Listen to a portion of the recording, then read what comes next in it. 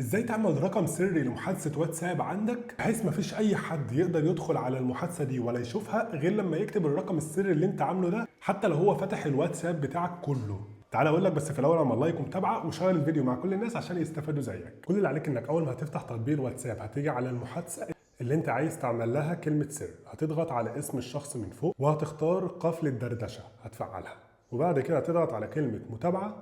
بعد كده هتبتدي ترجع خطوة لورا وهتسحب لتحت علشان تظهر لك الدردشات المقفلة. لو هي مش ظاهرة عندك هتبتدي تضغط عليها، وبعد كده تضغط على الثلاث نقط دول وهتختار اعدادات قفل الدردشة، وهتبتدي تضغط على اخفاء الدردشات المقفلة. هيقول لك تحت انشاء الكود السري، هو ده بقى كلمة السر اللي انت هتعملها. هتعمل اي رقم انت عايزه زي ما انت شايف قدامك كده، وهتضغط على التالي وهتكتبه كمان مرة، وبكده انت قفلت المحادثة دي برقم سري ومفيش اي حد يقدر يدخل عليها. طب لو انت بقى عايز تدخل عليها هتعمل ايه؟ هتيجي من الشاشة الرئيسية بتاعت الواتساب، هتيجي في علامة البحث دي هتضغط عليها وهتكتب بقى الكود السري اللي انت عملته، وبعد كده هتضغط على الدردشات المقفلة دي. المحادثة اللي انت قفلتها بكود سري تقدر بقى تدخل وتكلمه زي ما انت عايز، وحتى لو مش عايز ان يظهر له اي اشعارات لما يجي يبعت لك رسالة هتضغط عليه ضغطة مطولة وهتضغط على الايقونة اللي في النص اللي قدامك دي وهتختار دائما وهتختار موافق كده، حتى لما هو يبعت لك رسائل في الدردشة المقفلة دي مش هيوصل لك اشعار ان هو بعت لك رسالة.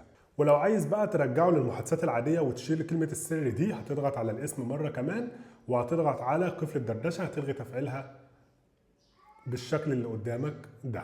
لو عايز بقى الخطوات دي مكتوبة اكتب لي بس كومنت وانا هبعتها لك على طول.